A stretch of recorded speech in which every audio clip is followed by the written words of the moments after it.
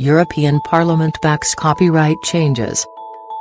Controversial new copyright laws have been approved by members of the European Parliament.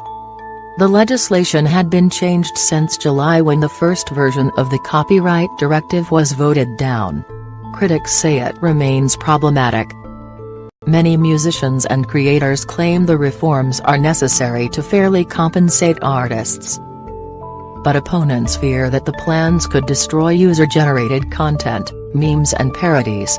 Leaders of the EU's member states still need to sign off on the rule changes before the individual countries have to draft local laws to put them into effect.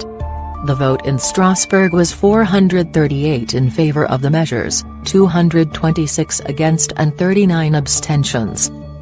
Link tax.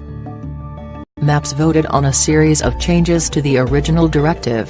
The most controversial parts are known as Article 13 and Article 11. Article 13 puts the onus on web giants to take measures to ensure that agreements with rights holders for the use of their work are working. Critics say that would require all internet platforms to filter content put online by users, which many believe would be an excessive restriction on free speech. Article 11 is also controversial because it forces online platforms to pay news organizations for the use of their content. MEPs settled for a version of the directive that compromised on some of the methods news organizations will be able to use to charge web companies for links to content. The final version clarifies that this will not include the sharing of hyperlinks to content such as news stories.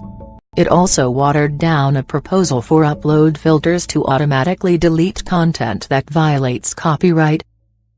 EU Commissioners Andrus Ansip and Maria Gabriel, who proposed the reform, said it was an essential step to achieving our common objective of modernizing the copyright rules in the European Union.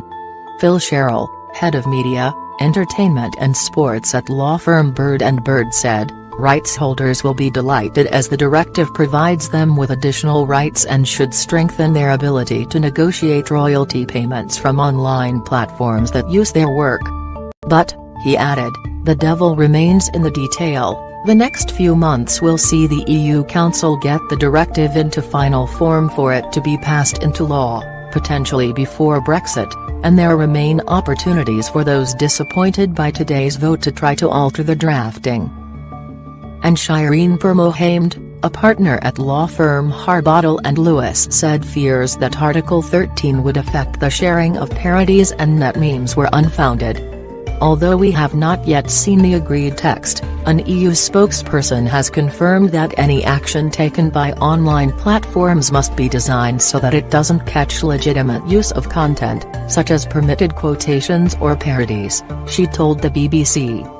Earlier this week, YouTube's its chief business officer Robert Kinkle said that endorsement of Article 13 risked discouraging or even prohibiting platforms from hosting user-generated content. Musician Wyclef Jean also spoke out against the directive, appealing to MEPs before the vote to embrace and improve the internet, rather than attempt to block and hinder it. But many other musicians, including Sir Paul McCartney, had expressed their support for the changes. Impala, the Association for European Independent Music Companies, said after the vote that it was a great day for Europe's creators. Julia Reda, a MEP who has fought the changes, tweeted her disappointment that the two most controversial parts of the directive had been approved by fellow parliamentarians.